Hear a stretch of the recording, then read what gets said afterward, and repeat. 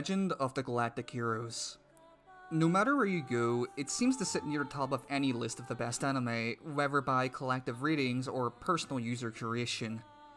By it, I mean of course the 110 episode OVA, but anyone who's even attempted to dip their hands into this monolith of a series knows that there is more to it than just this one OVA.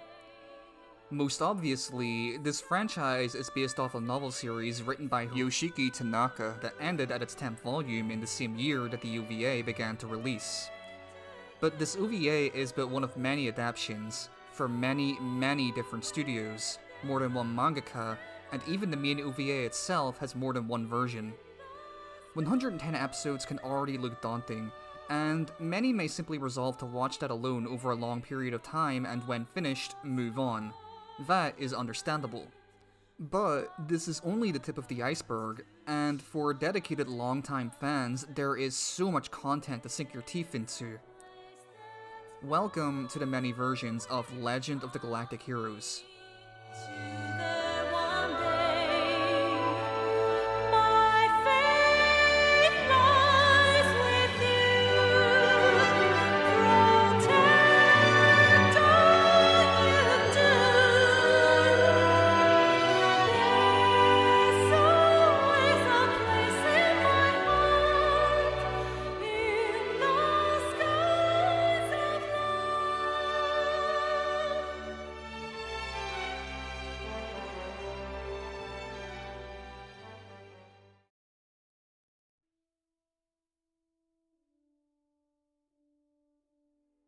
Entering into the OVA, one is immediately delegated to two more OVAs, a prequel and a readaptation both to accompany the main OVA series.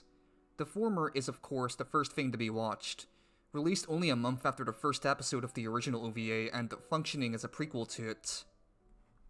The OVA itself has a long history as it does many episodes, being a passion project which spanned from 1988 to 2000 in various forms from the same studio, Mitaka Studios, and its collaborators. To add on to this was a readaptation of the events of the first 3 episodes of the main series with a full-length OVA movie called Overture to a New War, released years after those first episodes. Suffice it to say, it is a superior adaptation of the events of these episodes and highly recommended. This series was an immense passion project for the studio, and despite it often being the case that novel adaptations have content truncated, this is one of those rare cases of the opposite. The main series actually has more content than the novels. For example, Castrop's Rebellion turns from a couple of lines merely referencing it as an event to an entire episode detailing the event itself. They didn't need to burden themselves with adding their own detail, and in doing so technically make themselves less faithful to the novels with this and other similar additions. But it shows a passion that they ascribe such detail to these things at all. This wasn't just some OVA you went to the store to pick up new seasons off either. Instead you had to make a subscription where they would mail you each season's installment, covering around 24 to 32 episodes each. The original release of this OVA was in the Laserdisc format, one that may sound a little familiar to us in the West, but was much more popular in Japan. But even there, it was beginning to become supplanted by the rise of the DVD format, and so later additions to the OVA acclimated to this. As a result, subsequent re-releases would redraw some original scenes in an updated resolution to go along with them. This was primarily done by Artland Studio, who, along with Madhouse, had been significantly involved with the production of Conquest is the Sea of Stars, and made some of the later episodes of the series. This also being the case as Mitaka and its successor, Studio K Factory, don't seem to have survived Legend of the Galactic Heroes. As a result, you may often note the series seeming to switch art styles, and the redrawn scenes have proven to be controversial as they strip more than a couple of examples of the complex emotions present in the originals. In a few instances, I might argue that they add more dynamism and emotion rather than remove, but it's a curious decision nonetheless. But the studios didn't just stop there. Right after the end of the main OVA series in 1997, would come another 2 more OVAs, both a series of prequel side stories comprising of 24 episodes for Gaiden in 1998 and 28 episodes for Spiral Labyrinth, mostly in 2000. Thus ended the studio's run for Legend of the Galactic Heroes, numbering 2 movies and 162 episodes across 5 OVAs into roughly 71 hours of content. This is just the tip of the iceberg, and this monolith of an adaptation would come to have much influence over all its future iterations. All but one. The first adaptation of the novels, predating even the release of the OVAs, would actually be a manga series, the first one of 3 technically, made by one Katsumi Michihara. It began its release in 1986, a year before the last volume of the novel. For the most part, it follows all the usual events of the novels, though with a very different style than what one is induced to see in the series. There is one quite notable change with the manga though, one that not so much affects the story very much, but has to do with characterization. In this manga, Adrian Rubinsky, Landisher of Thezin, cunning mastermind who wields economic power over a considerable portion of the universe and who aims to take it over using the power of money, well, he's a woman now. Now, if I had told you from the start that this change was a gender band, Rubinsky probably would have been one of your last guesses. She's still bald though. And there are some unique sections where characters such as Konev cross-dress.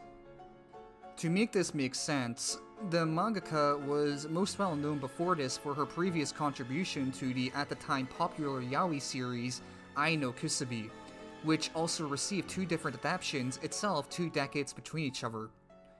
She seems to have become a regular collaborator on manga of Tanaka's work, as she would be behind the Titania adaptation as well.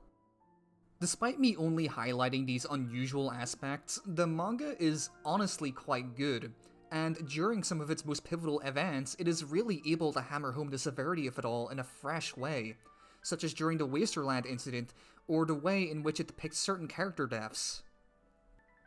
The art style fits well with the classical setting, every character looking quite clean-shaven and well-groomed even on the side of the FPA. It reminds me a bit of Ryoichi Ikigami's art, only leaner.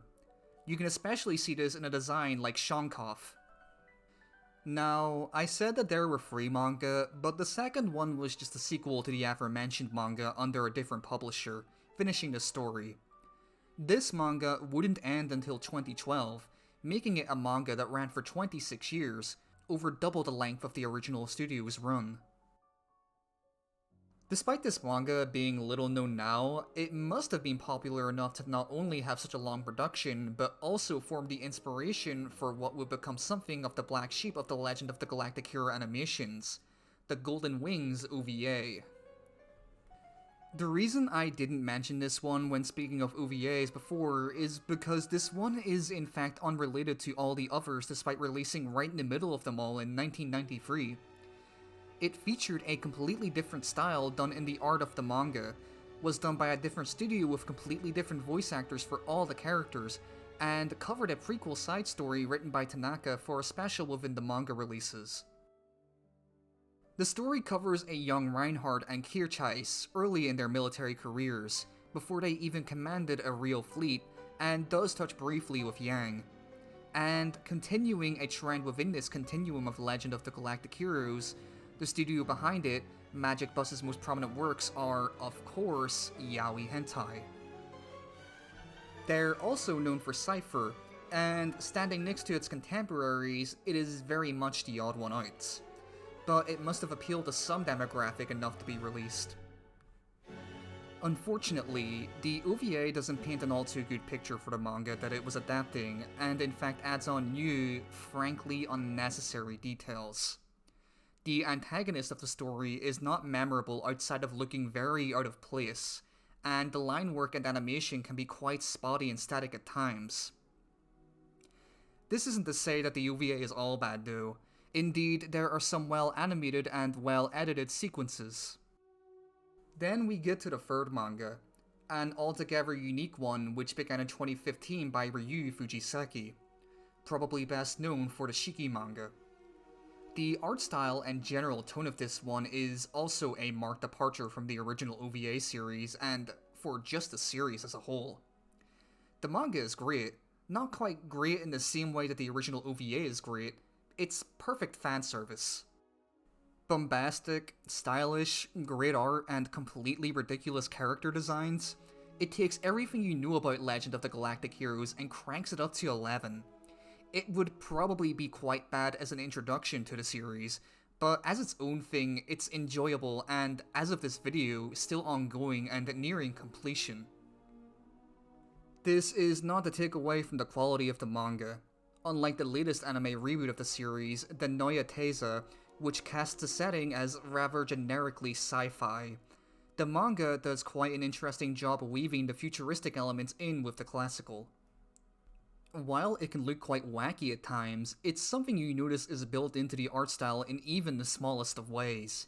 Characters' eyes look like the inside of a watch, like they're being run by some mechanical technology, and occasionally become overpowered with some radiant electricity, not counting Oberstein, whose eyes have turned into actual piercing lasers. Characters like Dominique will have these unnecessarily complex eyelashes and a literal sparkle to her everywhere she walks that might not just be stylistic to the manga, but also to her. And the accumulation of little things like this make it feel quite unique as an adaptation. Lastly, there were two separate stage plays that adapted the events of the series, one by Takarazuka Revue, an all-women's troupe, and one which is more famous and was used to announce the Neue These reboot. None of this is translated as far as I know, and the only way to find them is on Bilibili, so there isn't much I can say about them. But there are a couple of other small things, like an endless stream of scenario strategy games, and a Legend of the Galactic Heroes gacha game tied to the reboot, which adapts the events of the story while allowing fan polls to change the scenarios of the war, though usually it turns into the Empire steamrolling the FPA over and over. So that's about everything. Of course, there's the one that's been referenced many times already, the Neue These reboot by Production IG, which will surely be completed one day. It's only been 3 years, but I just don't like his hair.